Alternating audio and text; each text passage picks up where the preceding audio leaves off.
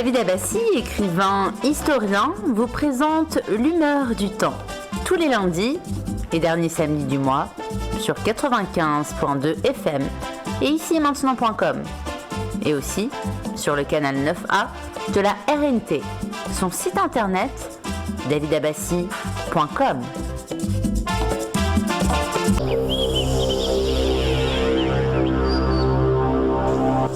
Vous écoutez Radio Ici et Maintenant sur 95.2 FM. J'arrête quand je veux. Bonsoir à toutes, bonsoir à tous. Et comment allez-vous? J'espère que vous allez bien. David Abbassi est avec vous.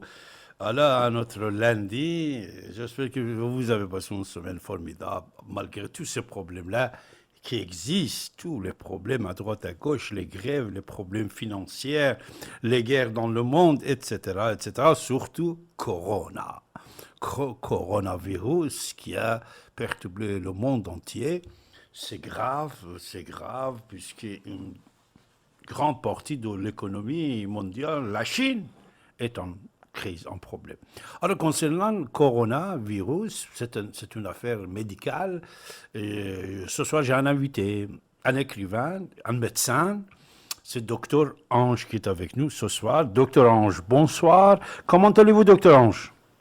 Merci, cher David. Plutôt bien. Et puis je vous remercie une fois de plus de m'avoir invité à participer à votre émission, ce qui est toujours un plaisir et un bonheur.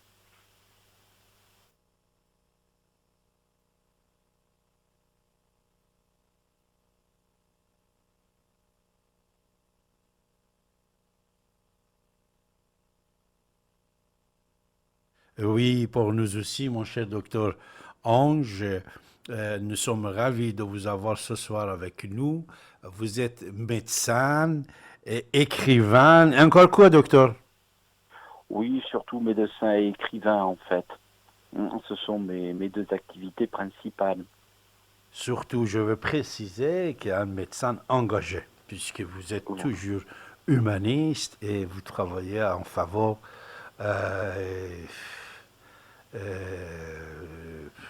de la droit de l'homme, de conscience, de la laïcité, et surtout que vous êtes écrivain aussi. Combien de livres vous avez écrits, mon cher docteur Ange? Une bonne quinzaine au total. Ah, excellent. Et la dernière, c'est quoi? Alors, le tout dernier livre était un roman qui s'appelle Lettres, comme les lettres, à la femme de l'autre. C'est un roman. Et sinon, j'ai participé tout récemment à une anthologie de nouvelles dans une petite maison d'édition corse, parce que oui, effectivement, je suis corse. Voilà, vous êtes corse, bien sûr. Des braves gens, des gens de l'histoire, des guerriers, des gens de pensée corse. C'est une fierté d'être corse. Corse, vraiment, avant de commencer notre émission, voilà, puisque vous êtes Corse, docteur Ange, et moi j'aime beaucoup Corse, comme beaucoup de gens qui aiment Corse. Et donnez-nous un peu d'informations sur l'histoire de Corse, s'il vous plaît. C'est une histoire un peu mouvementée, parce que une île en pleine Méditerranée, déjà la Méditerranée elle-même, est une zone particulièrement mouvementée. Et ça ne date pas d'hier, hein, ni d'avant-hier, ça date de bien 3-4 millénaires. Donc la Méditerranée a toujours eu des soubresauts. Quant à la Corse, qui se trouve dans le bassin occidental de la Méditerranée, entre la France, l'Italie, l'Afrique du Nord, évidemment, elle a été traversée par toutes sortes de courants et envahie par toutes sortes de peuples, mais elle a toujours essayé de garder, la Corse jusqu'à présent, son identité et puis une certaine fierté, quoi. Mais effectivement, l'histoire de la Corse est une histoire un peu sanglante, il faut dire les choses comme elles sont, hein. C'est-à-dire exactement l'histoire de Corse, l'existence, c'est 3000 ans, 4000 ans? Alors, on a même des traces de population qui remonteraient à 7 à 8 millénaires. Par exemple, dans le sud de la Corse, il y a des sortes de domaines, des mégalithes en fait, vous voyez, parce que c'est entre le dolmen et le menhir, et dont certains disent, vous voyez, je n'affirme rien, c'est pour ça que j'utilise le conditionnel, que cela témoigne de la présence des fameux Philistins. Vous savez, ces Philistins dont la Bible parle, et qui étaient installés dans l'actuelle zone qui correspond à Gaza d'aujourd'hui, et qui se battaient contre les Hébreux, il semblerait que les Philistins seraient passés par la Corse. C'est le Liban voyez, aussi, c'est tout au conditionnel, bien évidemment. Oui, les Libanais aussi. Alors, c'est-à-dire, l'origine de Corse, c'est le Liban, c'est le Gaza, c'est la Palestine. Alors, exactement. La population à la base était ce que l'on appelle une population insulo-ibérique, un peu comme les Berbères en Afrique du Nord, ou un peu comme les Ibères en Espagne. Ça, c'était la base. Mais il y a eu des vagues de toutes sortes de populations, dont les Phéniciens qui s'étaient installés en Corse et qui avaient des comptoirs en Corse. Mais la grosse influence a été celle des Romains, parce que les Romains, quand ils se sont installés en Corse, ils se sont installés avec leur méthode habituelle, vous voyez, c'est-à-dire d'éliminer la population, voire d'en déporter tout ce qui les ennuyait, et puis d'établir des colonies romaines. Vous savez qu'on dit même l'Amérique a été découverte par les Phéniciens avant Christophe Colomb, puisque c'était des voyageurs qui voyageaient avec des bateaux, et leur spécialité c'était de naviguer dans l'océan, les mers. Alors ils ont trouvé Corse là-bas, qui était comme le paradis. Alors on partit, ils ont resté là-bas, c'est ça? Oui. Alors, nous avons en Corse des coutumes qui nous viennent des Phéniciens, effectivement. Il y en a 2 ou 3, des coutumes magiques, vous voyez. La question, ce qu'on appelle l'œil, essayer de conjurer le mauvais œil, vient effectivement d'un vieil héritage phénicien qui a été christianisé en Corse et qui existe aussi en Afrique du Nord, mais alors là, en Afrique du Nord, ça a été plus ou moins islamisé, vous voyez. Mais à la base, ce sont des coutumes phéniciennes qui ont perduré au fil des siècles, si ce n'est des millénaires d'ailleurs. C'est quoi la croyance de peuple corse actuellement? Il y a un mélange de tout? Il y a une majorité d'une partie ou non? Alors, nous sommes catholiques pour l'écrasante majorité d'entre nous. L'ancien évêque de la Corse disait les Corses sont très religieux, mais je ne suis pas sûr qu'ils soient vraiment chrétiens. C'est-à-dire qu'il reste encore de vieilles coutumes ancestrales que l'on peut qualifier de païennes, mais la base de la culture corse, elle est catholique. Par exemple, notre hymne national, c'est le Diovis Salvi Regina, qui est un hymne religieux à la Vierge Marie. Quand la Corse est devenue indépendante, avant qu'elle soit annexée par les Français, la Corse a été placée sous la protection de la Vierge Marie. La fête de la nation corse, c'est le 8 décembre, qui correspond aussi à la fête de l'Immaculée Conception chez les catholiques, vous voyez. Alors, ça ne veut pas dire que en Corse, il n'y ait pas autre chose que des catholiques. Par exemple, il y a un petit groupe de juifs corses. Je ne parle pas d'étrangers à la Corse qui peuvent être de religion juive. Ça, c'est un autre sujet, vous voyez. Mais je parle de juifs corses, oui, ça existe. Comme il y a aussi des orthodoxes. Mais l'écrasante dominante est catholique. D'accord. Même d'ailleurs, si les gens ne sont pas forcément pratiquants, ils sont attachés à un certain nombre de traditions, comme les pèlerinages à Pâques, les messes chantées pour la Noël, enfin, vous voyez. Le 15 août, par exemple, le 15 août en Corse, vous êtes tranquille, l'île s'arrête. 15 août. Pour la fête de Marie, vous voyez. Ah, d'accord. C'est quelque chose de très important, vous voyez. Alors, est-ce qu'il s'agit d'une foi religieuse? Oui, pour un certain nombre de gens, oui, bien sûr, bien évidemment. Mais c'est aussi un attachement atavique à des traditions ancestrales et une marque d'appartenance à la communauté corse. Oui. Nous sommes avec Dr Ange, écrivain, médecin. Il est d'origine corse. Pour ça, j'étais ravi de le demander de parler un peu de Corse. La langue de Corse, docteur Ange, l'origine, c'est quoi? Et ça ressemble à quelle? Ah, là, je vais me faire des ennemis. Il y a deux théories, vous voyez. La théorie, c'est que la Corse, la langue corse est un dérivé du latin. L'origine, c'est du latin, hein, bien évidemment. D'accord. À la base, hein, bien sûr, il peut y avoir quelques mots qui viennent d'une autre origine que le latin, mais la base, c'est le latin. C'est une langue latine. Beaucoup de Corses vous diront que c'est une langue latine au même titre que le français, l'italien, l'espagnol, le roumain, le portugais. Bon, d'accord. Sauf que d'autres vous diront que le corse est un dérivé de l'italien, en particulier du vieux toscan. Oh, il y a les deux théories, vous voyez. Oui. Et un exemple, puisque vous me posez cette question, je vais vous répondre complètement me concernant. Oui, docteur Ange. Oui.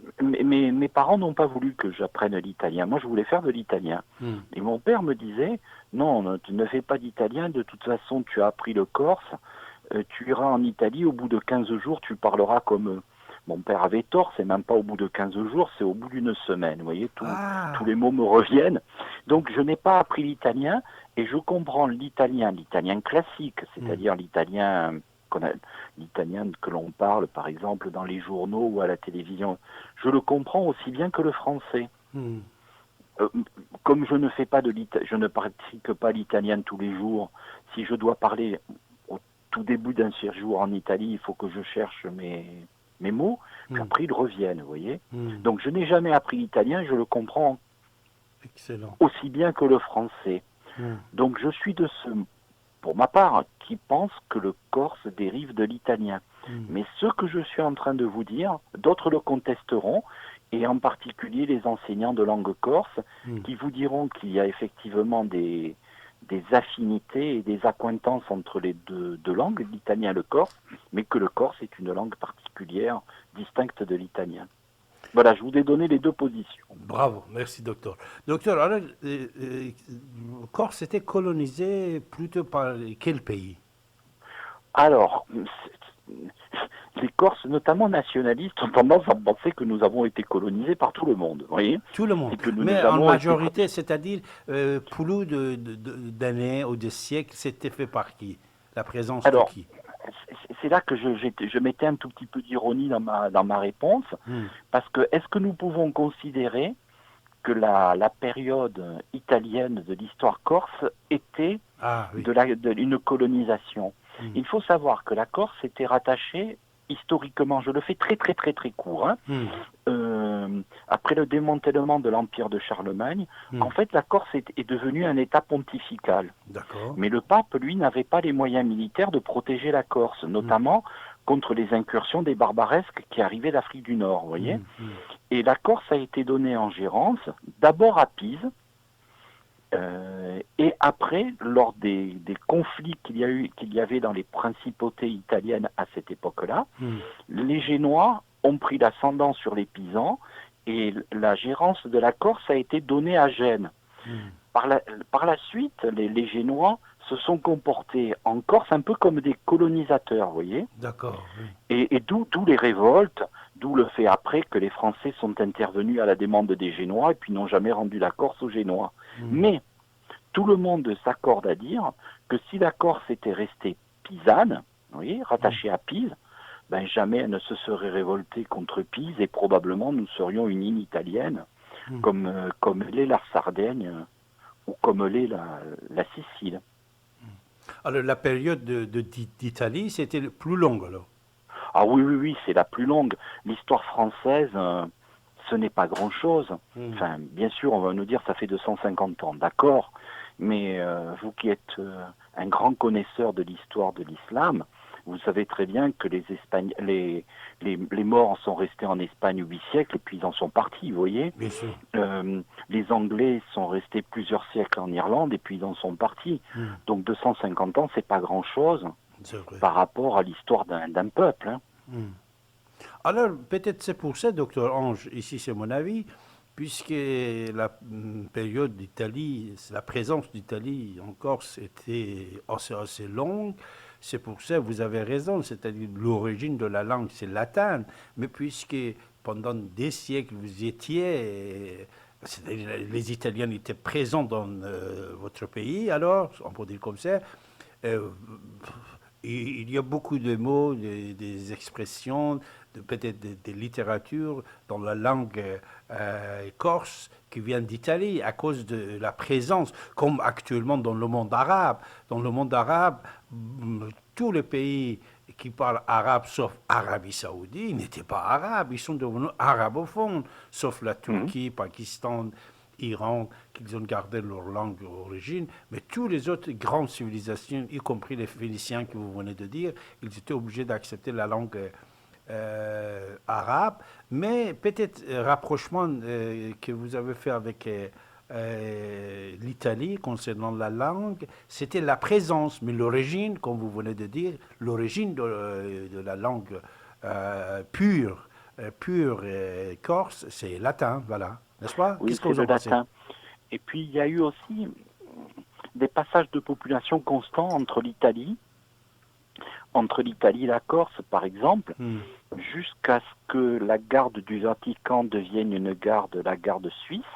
La garde du Vatican était entièrement corse. Ah, d'accord. À Rome, il y a la Via Corsica, où il y avait énormément de Corses installés à Rome. Vous voyez, beaucoup de Corses aussi se sont enrôlés dans les armées italiennes. Pascal Paoli, qui est le chef de l'indépendance corse, a été à Naples, par exemple. D'accord. Et ce qui ne trompe pas, c'est l'expression qui désigne l'Italie. Quand, par exemple, l'Italie, les Corses appellent l'Italie terra ferma, la terre ferme, vous voyez? D'accord. Comme si eux, s'ils étaient un bateau au large de la terre ferme. On n'appelle pas la France comme ça, vous voyez? L'Italie, on l'appelait comme ça. Parce qu'il y a un lien qui est très important entre la Corse et l'Italie. La plupart d'entre nous, nous avons du sang italien dans les veines. Hein. Mon nom, hein, par exemple, est extrêmement répandu en Émilie-Romagne, dans la région de Parme. Tous les noms pratiquement que l'on trouve en Haute-Corse, dans la région d'où je suis, vous les retrouvez quasiment tous en Italie. Quasiment. Donc voilà, il y a des similitudes entre les deux pays, les deux entités, les deux régions, enfin. Excellent. Alors, docteur, avant d'entrer dans un autre sujet, je vais vous demander de nous faire un cadeau, nous dire de 1 jusqu'à 10 en langue corse. 1, 2, 3, 4, 5, 6, 7, 8, 9, 10. Ah, excellent. C'est pour ça que je voulais que vous le dites ça, parce que là-dedans, vous avez certains chiffres comme 2, comme 9, oui. Comme Noé, 9, et comme Cinco, 5, le 5. Cinco, oui. Cinco, c'est 5. C'est-à-dire la moitié, vous savez, exactement la même chose dans la langue. Dans la langue. Comme l'italien, oui. Persane. Dans la langue persane. En plus, dans la langue persane. Origine de sanskrit, oui. Comme en français, 2 en français aussi, on dit 2, vous voyez. 5, Cinco et 5, c'est la même chose. Oui. Mais puisque l'écriture, ça a été changé, tout ça, 9, c'est la même chose. C'est-à-dire la moitié des chiffres de 1 jusqu'à 10, c'est persane. Comme la même chose existe quand on va citer les chiffres de 1 à 10 dans la langue française.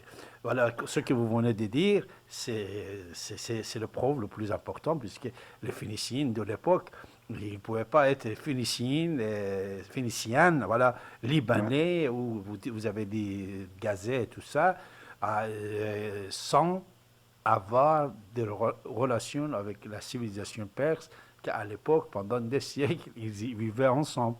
Vous savez qu'actuellement, même Sousse, vous avez le tombeau de Daniel, Mordechai, Esther, tout ça, c'est en Iran. C'est-à-dire, Mésopotamie, c'était berceau de la civilisation. Mésopotamie, que selon la Bible, 140 pays comprenaient dedans, vous voyez. Mais après, c'est Bien vrai, ils sûr. se sont émigrés vers l'Europe, l'Occident, tout ça. Vous savez, par exemple, Germanie. Germanie, il y a une province perse qui s'appelle Germanie. Mais on dit Germanie, puisque Kerman, on dit Kerman, puisque dans la langue arabe, le G n'existait pas. Après l'invasion arabe, Germanie est devenue Kerman en Iran. Vous avez Espagne, vous avez Gaulois, Guilan, le Gaulois, etc. On ne va pas entrer dans ce domaine-là, puisqu'il y a beaucoup de livres et des articles que les historiens européens ils ont écrits sur l'émigration du peuple de l'Europe de l'autre côté du plateau persan. Docteur Ange, on va rester ensemble, restez avec moi, je vais vous faire un cadeau. Et voilà, écoutez, regardez, le cadeau c'est ça. On fait 2 minutes de pause et on revient.